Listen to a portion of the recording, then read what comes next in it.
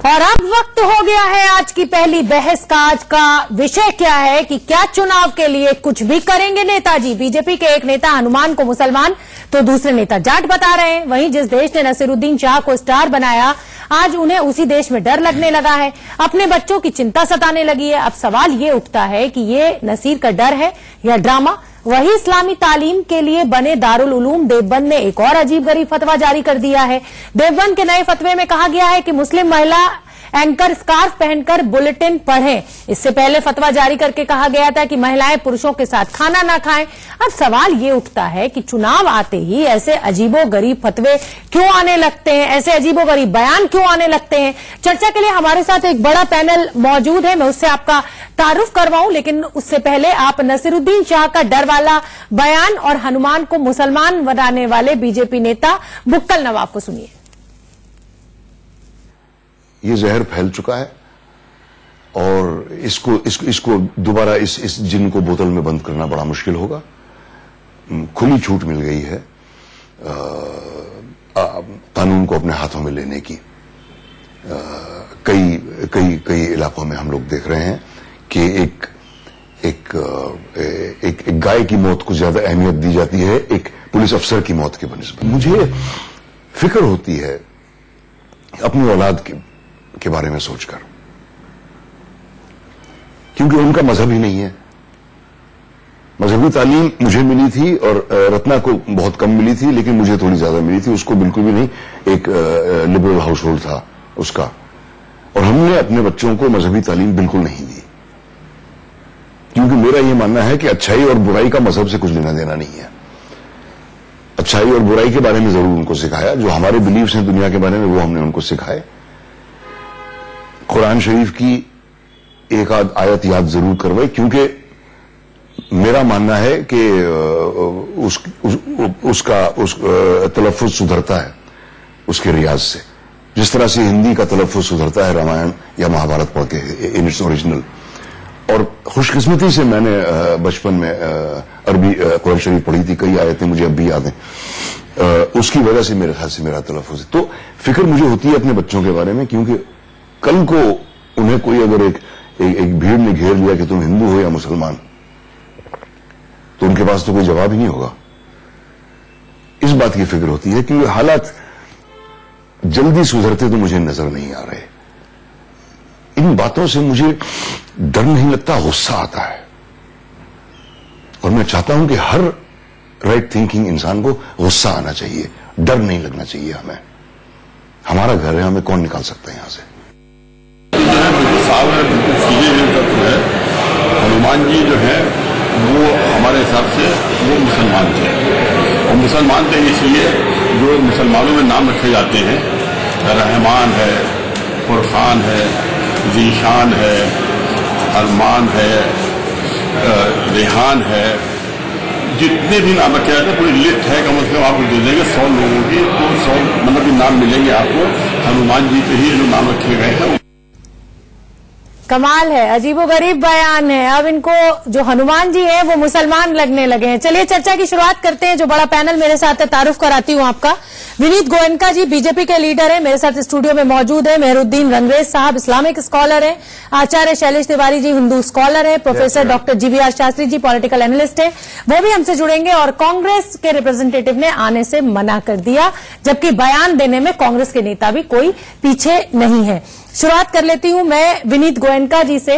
विनीत जी, एक नेता आपका बीजेपी हनुमान जी की जाति पूछ रहा है, दूसरा नेता आपका उनको मुसलमान बता रहा है। 2019 से पहले विकास की बात ना करके सिर्फ बयानों पे चलेगी क्या पार्टी अब? नहीं, ऐसा है, व्यक्तिगत किसी का अगर मानना है तो उसमें गलत क्या है? मेरे ख्याल से ऐसा है कि भगवान मतलब गलत नहीं है, आपको इस बयान में कोई गलती नजर नहीं आ रही है कि हनुमान जी मुसलमान थे? बुक्कल नवाब का अगर ये कहना है कि रहमान पठान और हनुमान, ये किस तरीके की तुलना है? मेरा सेंटेंस में पूरा कर रहा ताकि आपको कोई गलतफहमी न हो। जी, मेरा मानना है कि भगवान सर्वत्र विद्यमान है, सब में है। हनुमान जी कोई हिंदुस्तान के केवल देवता नहीं। अगर आप बाली, सुमित्रा, जावा, मलेशिया, इंडोनेशिया कहीं पे भी जाएंगे तो आपको हनुमान जी वहां पे मिलेंगे। पूर्व में, पश्चिम में हिंदू और जोड़ने का काम किया है। उन्होंने एक एग्जाम्पल दिया है कि भाई इस तरह से है ना, मुसलमान भी उनको मानते हैं। अरे अच्छी बात है कि उन्होंने हिंदुओं को, मुसलमानों को जोड़ा है। मुझे लगता है कि ये जो स्टेटमेंट है उनसे, उसके कारण यूनिटी होगी, एकता होगी। और उन्होंने कहा कि भाई उनको तो सभी मान रहे हैं, उनको तो हिंदू भी मान रहे हैं। सारी लड़ाई, एक मिनट शैलेश जी, बात पूरी खत्म हो जाती है। मस्जिद में, बाबरी मस्जिद में बैठ के आरती की जा सकती थी, हिंदू मुसलमान जुड़े रहे। मैं तो सभी मस्जिद में आरती करने के लिए तैयार हूँ। मैं सभी मस्जिद में आरती करने के लिए तैयार हूँ। क्यों फिर मंदिर पर राजनीति? जमा मस्जिद में भी मस्जिद में बैठकर आराम से रामलला की पूजा की जा सकती थी।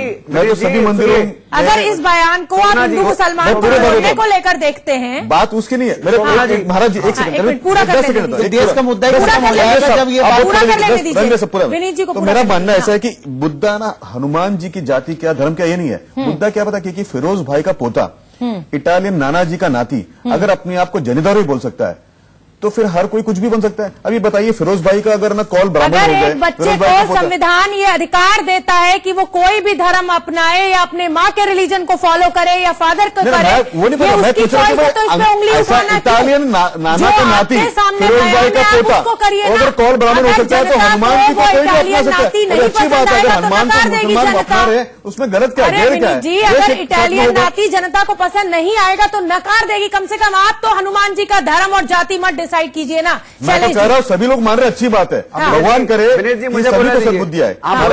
हाँ, हाथ वज्र और ध्वजा विराजे, कांधे मुंज जने उरसाजे।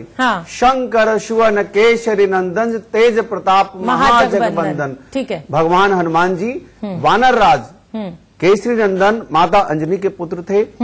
भगवान हनुमान जी अमर हैं और देवता। आप इस बयान को क्या चुनावों से पहले की राजनीति देख रहे हैं, ध्रुवीकरण की कोशिश के रूप में देख रहे हैं? मैं बोलता हूँ ये जो बुक्कल नवाब है कि बुड़बक नवाब है, मूर्ख आदमी है, ये पढ़ा लिखा नहीं है, इसको समझना चाहिए। इस तरीके के बयान अपना अगर बिल्कुल मैं पर्सनल अटैक ही कर रहा हूँ क्योंकि ये धर्म पर अटैक कर रहा है। ये मूर्ख आदमी धर्म पर अटैक कर रहा है, ये पढ़ा लिखा नहीं है और इससे धर्म जुड़ने वाली बात नहीं होती है। हमारे सनातन धर्म में अगर कोई अंगुली उठाएगा तो ऐसे मूर्ख आदमी के बारे में मैं जरूर कहूंगा।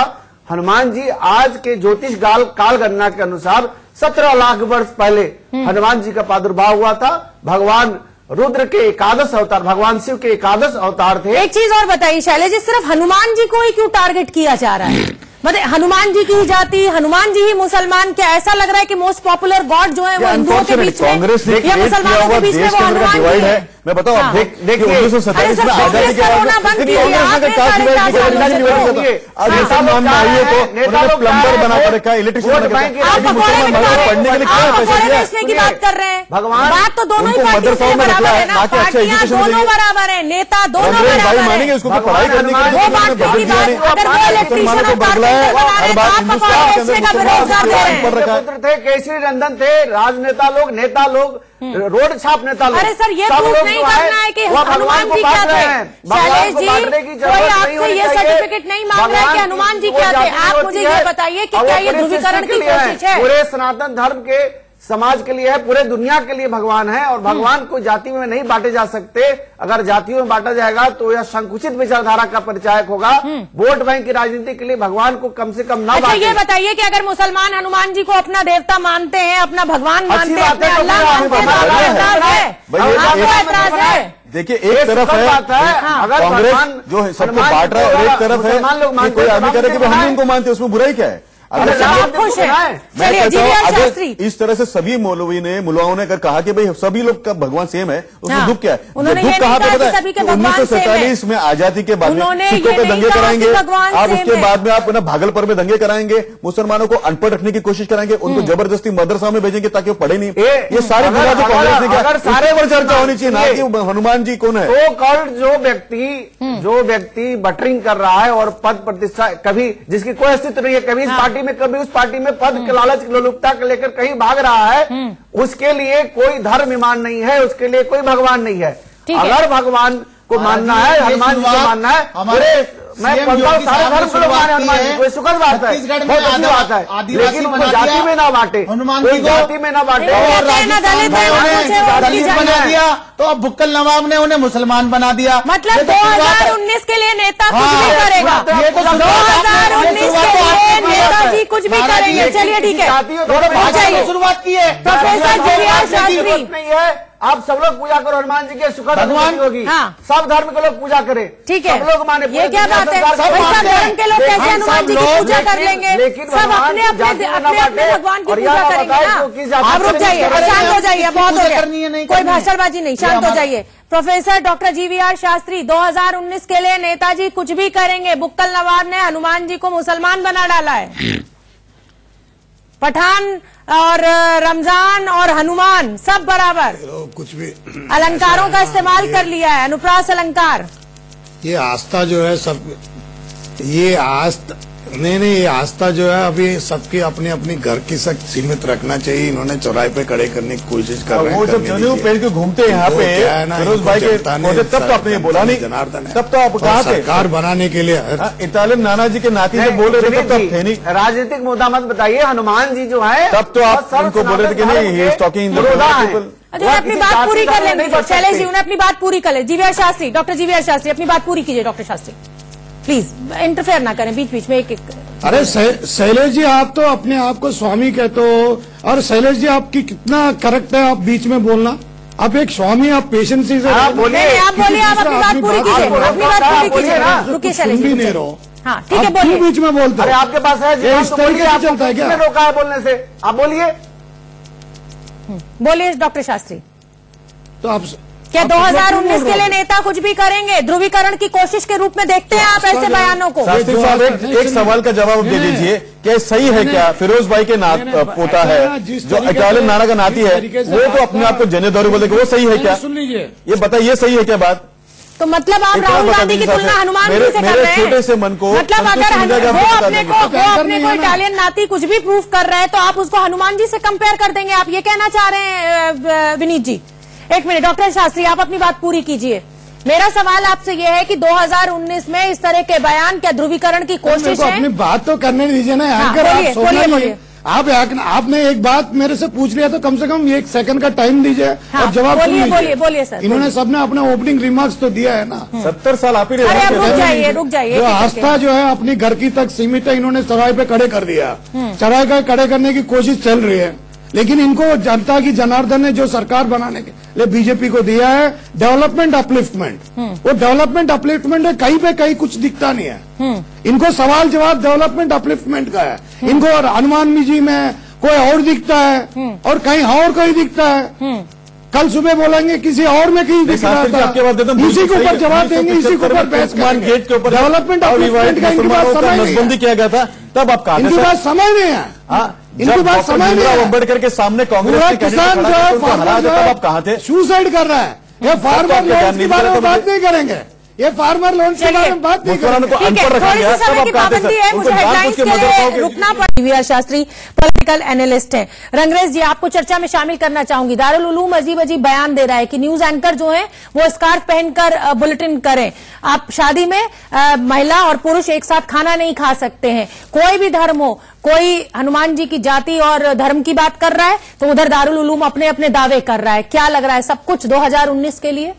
नहीं, 2019 के लिए नहीं है, ये तो उन्होंने अपनी बात कही है। आप सहमत हैं उस बात से? नहीं, मैं सहमत नहीं हूँ। उनकी अपनी बात है, जो उनकी बात मानना चाहे वो माने, जो नहीं मानना चाहता वो ना माने। हाँ। उन्होंने तो सिर्फ फतवा दिया। हनुमान जी को मुसलमान मानते हैं बुक्कल नवाब की तरह? मैं नहीं मानता। आप हनुमान जी को मुसलमान मानते हैं बुक्कल नवाब की तरह? नहीं, मैं नहीं मानता।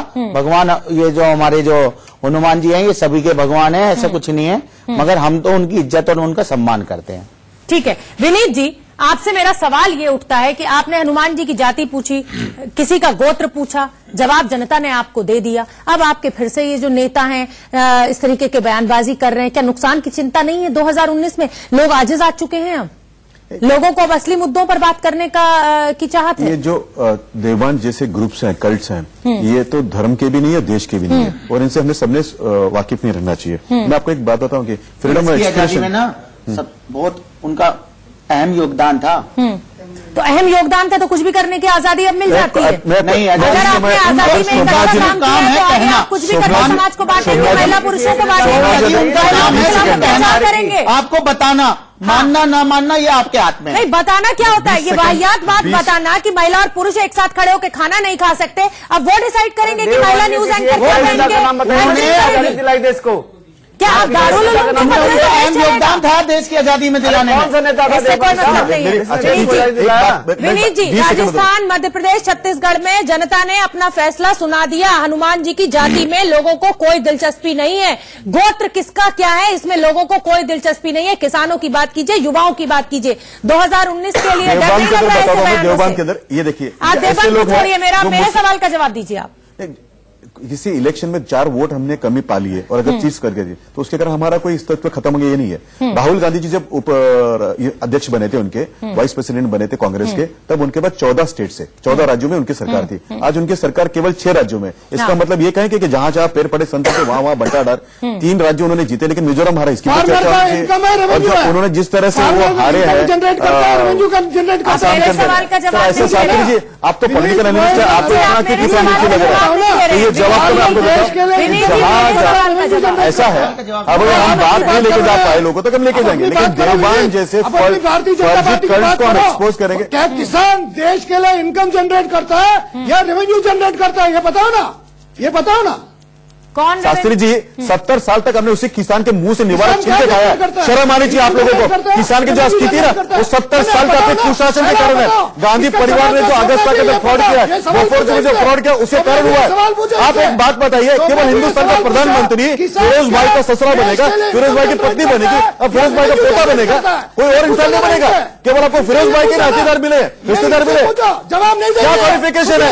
ये क्वालिफिकेशन है, फिरोज भाई का पोता है। ये देश सरकार बाकी क्या क्वालिफिकेशन बताइए? नहीं जानते हैं किसान के बारे में अवगत नहीं है। किसान है क्या है इनको नहीं किसने बनाया? बर्बाद किसने किया सर? इरिगेशन आपने खत्म किया, मंडी आपने खत्म की, आपने अपने ठेकेदार अपॉइंट किए। बात करके सर आपको मैं कोशिश करता हूँ। विनीत जी, मैं बयान की बात कर रही हूँ कि हनुमान जी की जाति पूछना जहाँ देवबान जैसे कल जो है ना, वो कहते हैं कि सियाओं के सामने खाना नहीं खाना चाहिए, उन्होंने मुसलमानों को बांट दिया। वो कहते हैं कि मोरी के सामने खाना नहीं खाना चाहिए, वो कहते हैं खोजा के सामने खाना नहीं चाहिए। विनीत जी, उन्होंने वो बांट दिया तो विनीत जी, कोई किसी को हनुमान से जोड़ा है सबको, कोई किसी को हमने जोड़ा है उनको।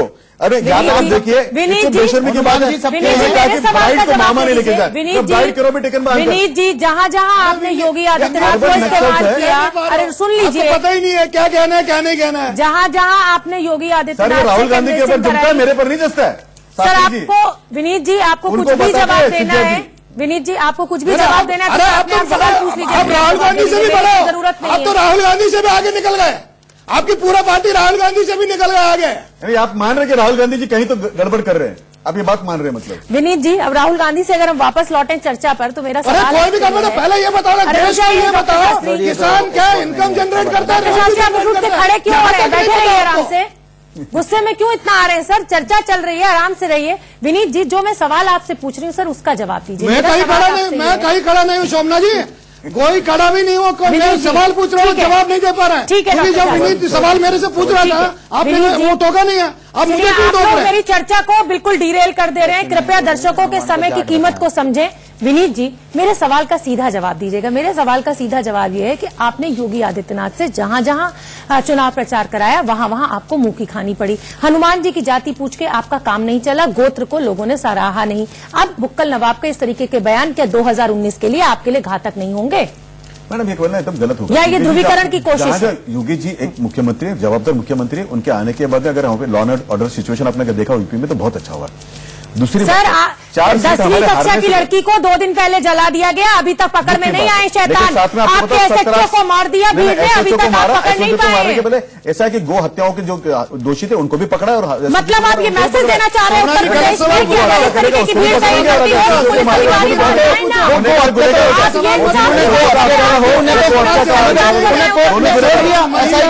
अधिकारी बाजू में क्या जो भी गुनाह करता गुनाह का डिस्टिंक्शन गुनेगार होता है। दोनों को पकड़ेंगे। उत्तर प्रदेश में अच्छी है कानून व्यवस्था की स्थिति। योगेश राज कहाँ है ये बताइए, कितने दिन से? सर जो गो हत्या योगेश राज का और मुख्य अपराधी जो है वो कहाँ है? 24 में से 17 आपके यूपी सरकार आप एक और बार गो हत्या को तो खंडन करिए कि उसी के कारण सब कुछ हुआ था वहाँ पे। नहीं, बीजेपी ने बताया कि पहले काफी पुराने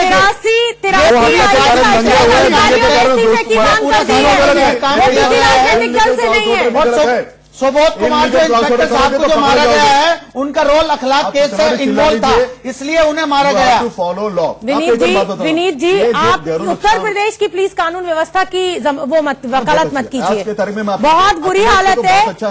और इस देश के अखिलेश कौन सा बेंचमार्क है? अखिलेश क्यों बेंचमार्क है आपका?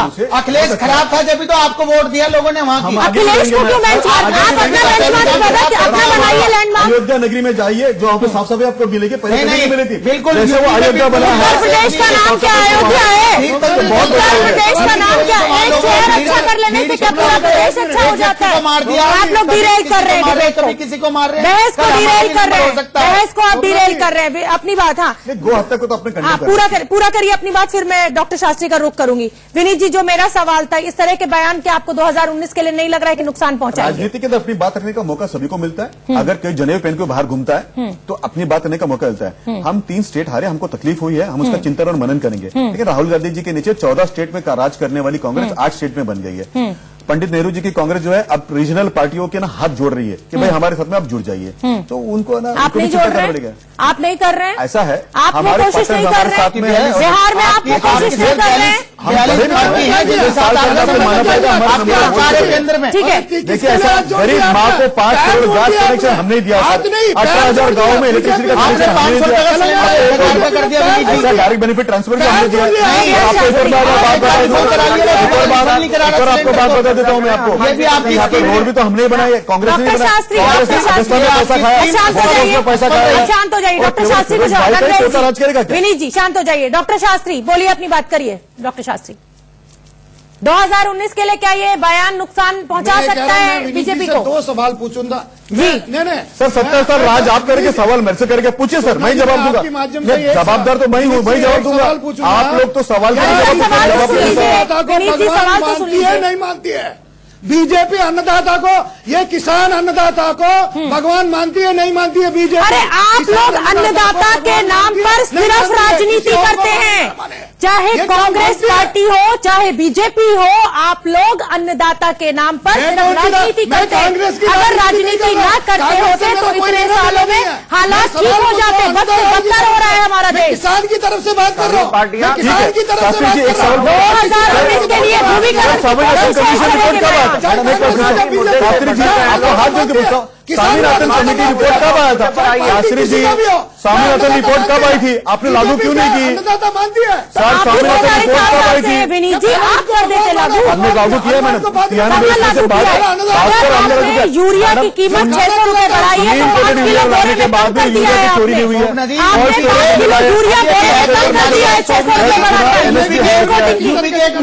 कैबिनेट मिनिस्टर ने कह दिया कि हनुमान तो जाट थे। एक एक कर बोलिए प्लीज जीवीआर शास्त्री, एक एक कर बोलिए। जातियों में मत बदलिए। अभी हनुमान जी बानर जाति के मिनिस्टर ने कहा, हेडलाइन आ रही है हनुमान तो जाट थे। हनुमान जी, अरे प्रभु एक एक कर बोलिए, अरे प्रभु एक एक कर बोलिए। हाँ डॉक्टर जीवीआर शास्त्री प्लीज शांत रहिए, शांत रहिए। विनीत जी रिपोर्ट कब आई थी और उसको लागू क्यों नहीं किया कांग्रेस ने? सर बताइए तो जरा। तो सर 4.5 साल से तो आप भी है ना, हमने रिकमेंडेशन बताया तो सही कौन से साल में आए थे? पढ़ाई तो है नहीं, विनम्रता से 4.5 साल से तो आप भी थे ना, आप लागू कर लेते हैं। इतने आंदोलन क्यों करने पड़ रहे हैं? 50 पैसे प्रति किलो प्याज बिक रही है आपकी। कर सकते हैं, ये कुछ नहीं कर रहे हैं। आपने तो किसानों की करा भी है तक मारी है। अरे चलिए ठीक है, चलिए शैलेश जी, शैलेश जी रुक जाइए। शैलेश जी क्या इसको आप ध्रुवीकरण की कोशिश के रूप में देखते हैं? चाहे संतों का इकट्ठा होना और आरएसएस के बयान हो या मुक्कल नवाब का बयान हो, क्या ध्रुवीकरण की कोशिश है? संतों का इकट्ठा होना कोई पाप है क्या? हम राम मंदिर के लिए अगर इकट्ठा होते हैं तो कोई पाप नहीं है। जरूर संत इकट्ठा होगा और हमेशा इकट्ठा होगा। रिजर्व बैंक गवर्नर फायदा क्या हुआ? दुखद बात है, हनुमान जी को जाति में नहीं बांटना चाहिए। हनुमान जी जो है वह अर्थव्यवस्था नहीं संभाला जाती। अवतार 17 लाख वर्ष पहले की घटना है, उनका जन्म 17 लाख वर्ष पहले हुआ। कुछ समझ नहीं आ रहा है देश के मुसलमान जाति का जन्म नहीं हुआ, मुसलमान धर्म का जन्म नहीं हुआ, हनुमान जी, राम भगवान, सीता मैया, अल्लाह अल्लाह, मंदिर, मस्जिद, देश को इसी में अटका दीजिए। दुनिया कहां की कहां पहुंच गई, हम इसी चीज पर चर्चा करते रह जाएंगे। विनीत जी, आप मुझे इस बात का ये जवाब दे दीजिए कि इस तरीके के बयानों की आखिर जरूरत क्यों पड़ रही है बीजेपी को? नहीं, आप उस भी बयान का भी तो चर्चा करिए जिसके अंदर हमने बताया कि 5.5 करोड़ महिलाओं को गैस का कनेक्शन मिलेगा। आप ये क्यों दिखा रहे कि ये इसने कहा? आप ये भी तो बात बताइए कि किस तरह से देश के अंदर कोई बात नहीं,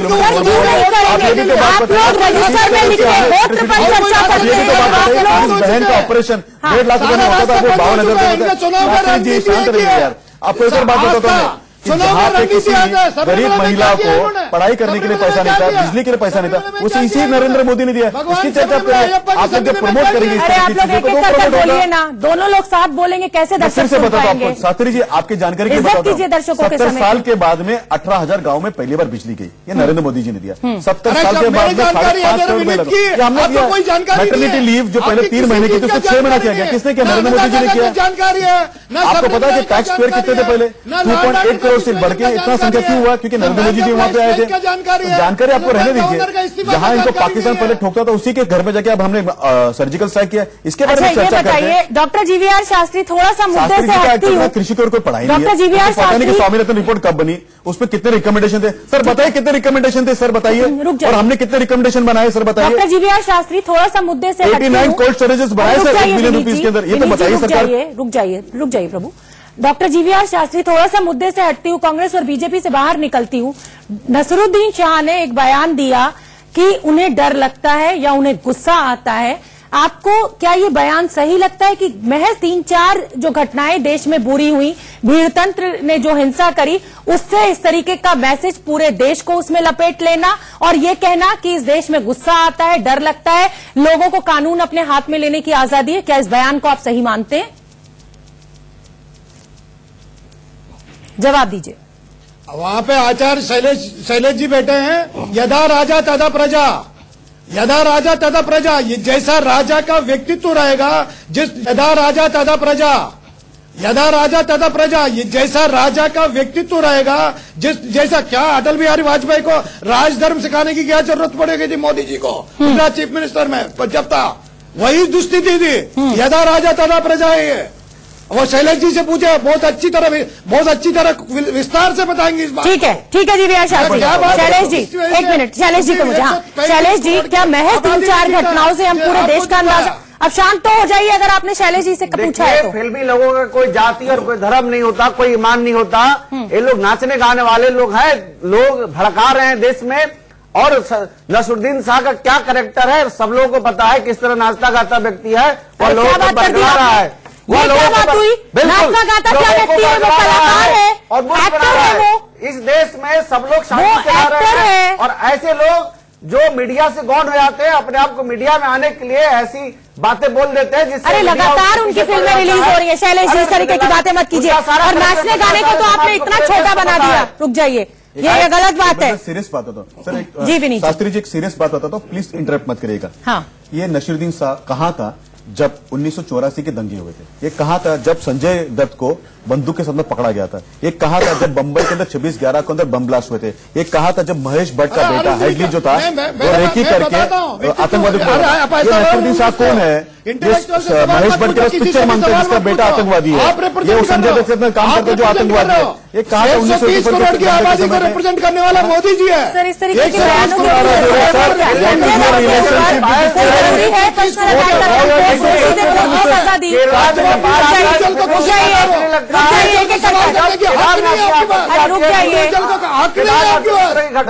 अंडरस्टैंड रिलेशन विद दिस अपनी राय